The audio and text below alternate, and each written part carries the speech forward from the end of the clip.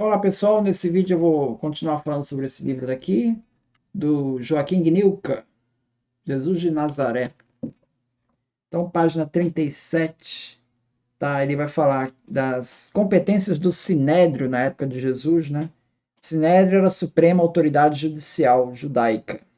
Essas competências foram restringidas no domínio romano, né? A potestas gladi, ou seja, o poder de executar alguém, certamente o Sinédrio não possuía, tá?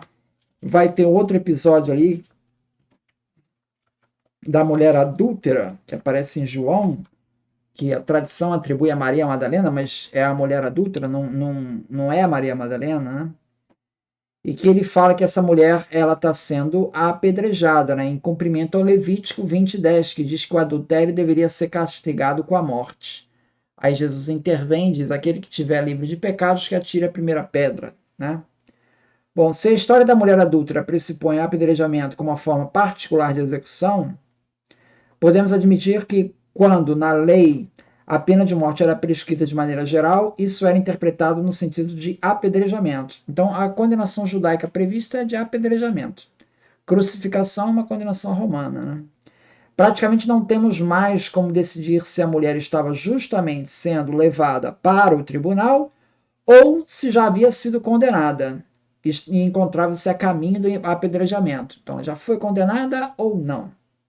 A incerteza existe porque a tradição não considerou importante transmitir esses detalhes, que para nós são interessantes. Como argumento para a ideia de que a mulher já fora condenada pelo tribunal judaico e que estava sendo levada a fim de ser executada, tem sido mencionado, sobretudo, o fato de que, a rigor, só assim Jesus seria colocado em situação de embaraço, ou seja, ele haveria de ser tentado.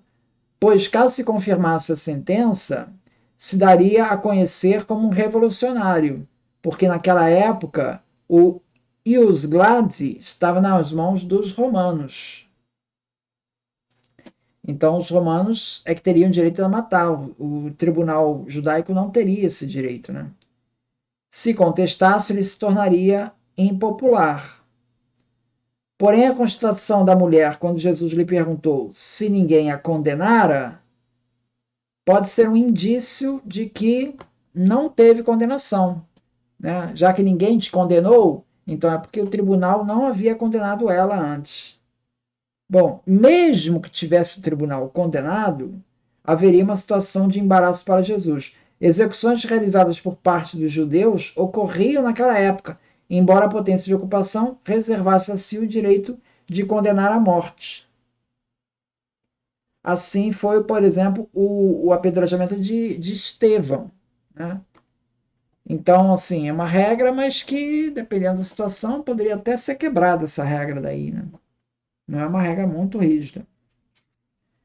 Sobre Herodes Antipas, ele fala que Herodes Antipas governou de 4 a.C. a 39 depois de Cristo. Então ele governou ali na parte da Galileia, né? E ali na época mais ou menos do terreno ali que Jesus está atuando, né? Ele era considerado ambicioso, prudente, amigo da pompa, porém menos enérgico que seu pai, o Herodes. Ele reconstruiu a cidade de Séforis, destruída por Varro, cercando-a com sólidas muralhas e fazendo dela sua residência. A construção de um anfiteatro em Séforis atesta a mentalidade helênico do tetrarca, que ele comprovou também pelo fato de denominar Betarampta, fortificada por ele com o nome da esposa do imperador, Lívia, mais tarde Júlia. Então, Séforis era uma cidade helênica, estava ali, é muito próxima de Nazaré, mas não consta que Jesus tenha pregado em Séforis, né? A mais importante cidade fundada por Herodes Antipas foi Tiberíades, em homenagem a Tibério, à margem ocidental do lago de Genezaré, assim denominado em honra ao imperador Tibério, para onde Antipas transferiu sua residência.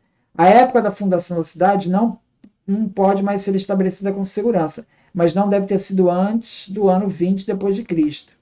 Ao tempo da atividade de Jesus, a cidade já estava construída. Sua construção esteve ligada a um escândalo, pois para criar espaço para a nova cidade foi necessário remover um grande número de túmulos.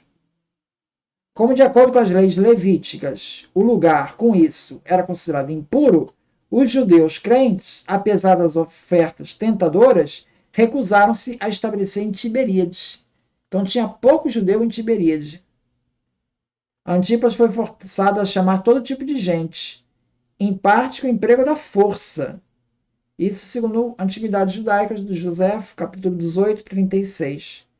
Provavelmente isso lança uma luz especial sobre o judeu Jesus, o fato de Tiberíades nunca ser mencionado nos evangelhos em conexão com a sua atividade.